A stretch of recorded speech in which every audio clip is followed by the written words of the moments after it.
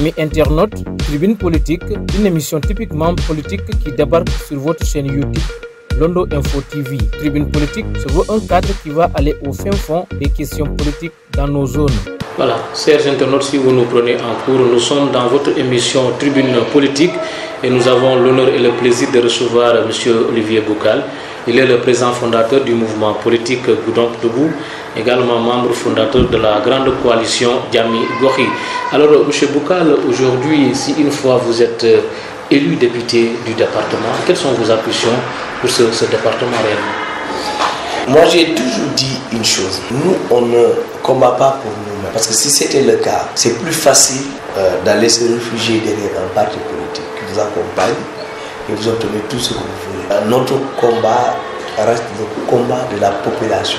C'est presque aberrant de voir que tout un département est oublié par tous les gouvernements qui sont succédés depuis l'indépendance jusqu'à aujourd'hui. On est devenu un département que de nom. Je sors de la région de Sibou, je pars quelque part, dans une simple commune, je trouverai tout à leur disposition que Goudomp n'a même pas. Vous allez au niveau du CEDEPS. Comment est-ce qu'on peut effectuer, dérouler les missions qui leur sont confiées alors qu'ils n'ont même pas d'ordinateur? Vous trouvez des services où le chef de service lui-même, départemental, n'a même pas de chaise, n'a pas de table. Ce n'est qu'à Goudomp, vous pouvez voir ça. Vous allez au niveau du service de l'élevage. Les locaux sont d'une vétusté. Le service social, c'est la même chose. Vous allez au niveau de la pêche. Ils n'ont aucun moyen pour exercer leur mission. Pas de pirogue motorisée. Et on dit non, on a créé tous les services.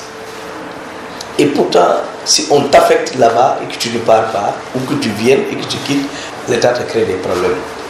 Mais on sait qu'ils sont dans des conditions pénibles. Aucun accompagnement de ces services départementaux. C'est pas sérieux. Comment peuvent-ils maintenant accompagner les populations et leur offrir, en tout cas, les possibilités qu'ils auraient dû avoir s'ils avaient un certain accord? Maintenant, nous, notre combat, réellement, se situe à ce niveau-là. C'est à ce niveau. Comment maintenant accompagner? Nous, je sais que si ces services-là sont bien accompagnés, ils peuvent servir à la population. Et la population-là, il y a ma maman dedans, il y a ma soeur là-bas, il y a ma cousine, il y a ma tante, il y a mon père, et ainsi de suite. Il faut qu'on rétablisse ce département dans ses droits, parce que c'est une part entière du Sénégal. Et les populations de Goudomp, à l'image de tous les autres Sénégalais, en tout cas, contribuent en tout cas au financement du budget du Sénégal. Ils paient les impôts comme tout le monde. Ils doivent bénéficier en tout cas des projets de l'État. Vous laissez entendre le Goudomp est le grand oublié des pouvoirs publics, mais je ne veux pas être un peu l'avocat du diable. On a vu que l'État est en train de construire des infrastructures, notamment le quai de pêche, le centre de formation pour les jeunes, et il y a le nanocrédit aussi qui est là. Ça, c'est des structures aujourd'hui, c'est des accompagnements qui sont vraiment au profit des populations. Ça, vous l'acceptez quand même. Vous savez, c'est que moi je dis, vous parlez des nanocrédits, c'est pas mal, je ne dis pas que c'est mal, c'est bien. Mais avez-vous une structure d'accueil à Goudomp? Tu crois qu'il n'y a pas des gens qui ont d'ambition pour créer ces structures-là? Et tu crois que c'est avec les nanocrédits qu'ils vont financer tel projet? Ce n'est pas avec les nanocrédits. Ce n'est pas un 30 ou 50 000 qu'on va te donner que tu vas créer un restaurant digne de son nom. Goudomp n'a pas de restaurant. Je ne dis pas que c'est l'État qui doit le faire. Mais l'État doit offrir des conditions pour que le privé, l'initiative privée puisse y arriver. L'État est en train de faire ça. Maintenant, c'est les gens qui ne vont pas Non, l'information. c'est pas avec des crédits de 25 000 qu'on va faire ça. L'État donne des centaines de millions à des gens ailleurs. C'est ça que je dis. Il y a des fonds partout qui financent des projets. Quand tu étais correspondant à Kolda, tu as vu des hôtels qui ont été faits, ils ont bénéficié de l'accompagnement de l'État. Ils ont été financés par un fonds touristique. Nous avons vu ces genres de projets. Moi, beaucoup de jeunes m'ont montré les projets qu'ils ont écrits. Les montants de leurs projets qui sont complètement bancables. Aucun accompagnement. Maintenant, Tu pars là-bas, on te donne 25 000, 50 000, tu penses que tu peux financer. Ça permet à ces femmes de pouvoir faire des petits commerces. C'est bien, mais ça suffit. Nous avons besoin d'un projet d'envergure pour redresser réellement l'image de ce département. C'est ça dont on parle. On avait construit ici le foyer de femmes. Qu'est-ce que cela a servi au Boulon-Poix? Vous allez créer un centre qui ne va rien servir après au Boulon-Poix. Il ne s'agit pas de créer des entreprises qui après n'ont aucun accompagnement. Comment voulez-vous travailler comme ça? Et c'est cela le vrai combat que l'on doit mener. Je crois que ceux qui aujourd'hui s'agitent autour de la politique ici dans ce département doivent aller sur ce terrain-là, s'ils sont assez courageux. Il ne s'agit pas de caresser le pouvoir dans le sens du poil. Même ceux qui se disent dans l'opposition radicale n'osent même pas hausser le ton. Ils se terrent toujours dans le coin et finalement personne ne pose les problèmes du monde. Ça, je crois que c'est pas bien. Alors, l'émission tire vers sa fin. Aujourd'hui, M. Boukal, quelle est votre lèvre de l'Assemblée engagée sur la voie de l'émergence dans le Sénégal? Une assemblée de rupture. Nous ne voulons plus avoir des députés en vérité qui servent leur parti. Évidemment, le député doit être au service de la population, au service de sa contrée. Maintenant, pourquoi eux, ils ne vont pas là-bas pour défendre? Ils doivent être à la solde juste d'un parti politique qui leur dicte ce qu'il faut dire. Et ça, il ne s'agit pas seulement du pouvoir.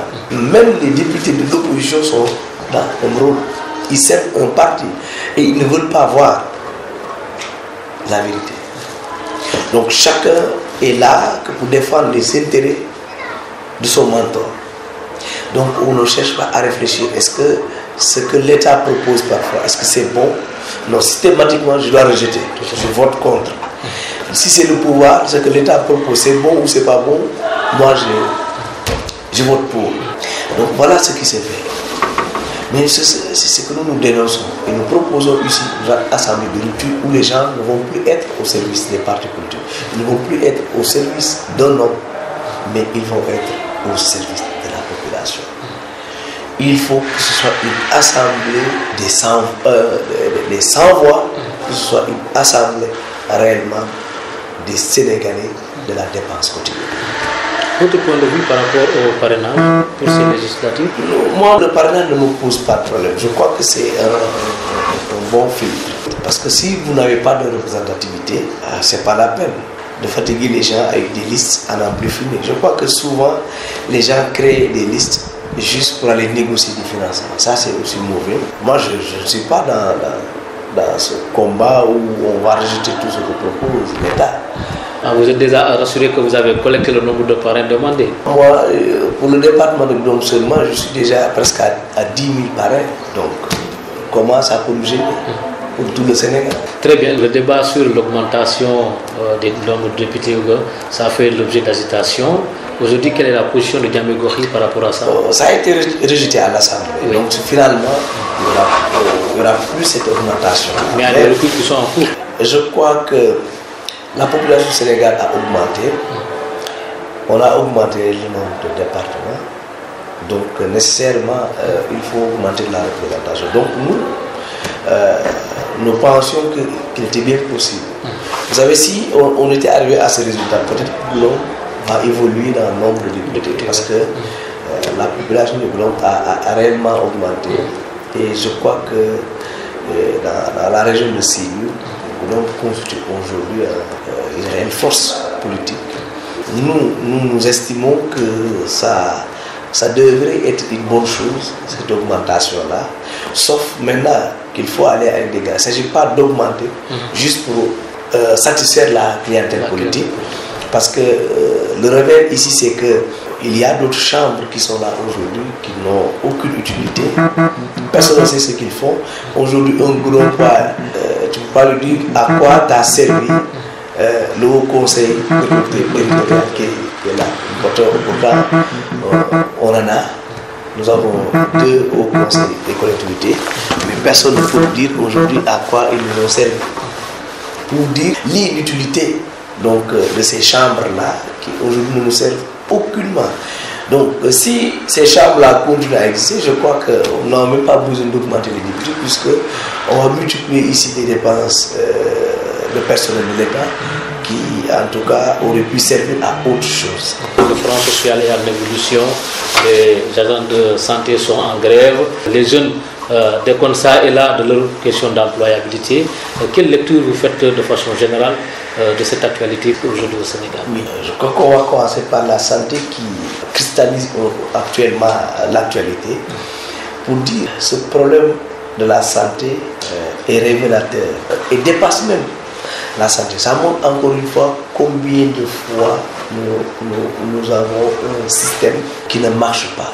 Le service d'accueil, que ce soit même dans les services publics, sont tels que les gens dans les services publics, on se croirait comme des moins que rien.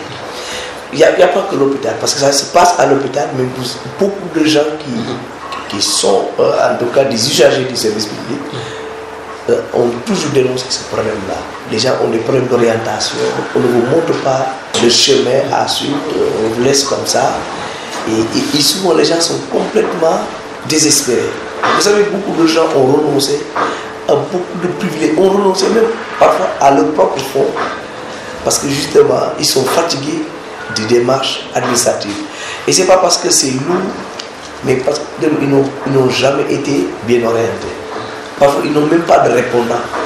Et aujourd'hui, ce qui se passe au niveau de la santé, c'est vraiment déplorable. C'est vraiment déplorable. J'ai entendu à Louga qu'on a évacué la maternité. Mais les agents de la santé qui ont évacué, ce n'est pas le locaux. C'est l'État qui construit l'hôpital. La maternité est construite par l'État. Comment peuvent-ils évacuer les gens qui sont là-bas? Ce n'est pas pour eux. Ce n'est pas une propriété privée. Ils peuvent dire que nous, on ne travaille pas. C'est leur droit. C'est leur droit d'aller en grève. Ne pas travailler. Mais évacuer, ce que j'ai entendu, c'est gravissime. C'est une faute lourde. Et je crois que nous n'avons pas un État courageux, mais sinon, je crois que des sanctions auraient dû suivre pour que pareille situation ne se reproduise plus. Vous savez, on a annoncé encore un autre décès à Fan pour les mêmes négligences. Et les gens disent qu'ils sont là. La santé, c'est quelque chose de fondamental et on ne joue pas avec les vies humaines. La question de l'employabilité des jeunes? Ça, je crois que ça reste en tout cas entier. Les jeunes sont presque démotivés aujourd'hui, puisque sur le marché de l'emploi, c'est des milliers et des milliers de Sénégalais qui y sont. Et il n'y a pas d'offre. Je crois qu'on est en train de proposer des services de l'État par tel l'entrepreneuriat rapide. C'est une bonne chose, il faut le souligner. Il suffit juste qu'on le démultiplie, que l'État accepte de mettre assez de moyens pour permettre à l'initiative privée de se développer. D'ailleurs, l'État ne peut se développer qu'avec des entreprises privées. Parce que ce sont eux en vérité qui payent les impôts et qui permettent à l'État de gagner réellement des fonds pour financer ces projets. En PEJ, la DPME qui sont en train de s'activer autour de ça, je crois que en tout cas c'est de très bonnes institutions, c'est très bien réfléchi.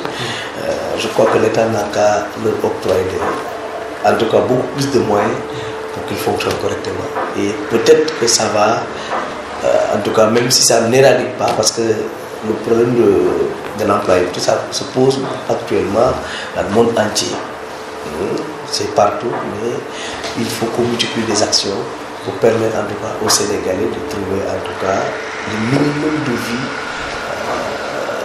souhaitable. Nous sommes au terme de cette émission. Aujourd'hui, votre dernier mot dans l'émission, bien sûr. En tout cas, vous félicitez déjà pour ce que vous êtes en train de faire pour le département, mais aussi dire courage aux populations de Goudomp, parce que la situation qu'ils sont en train de vivre ne le mérite pas.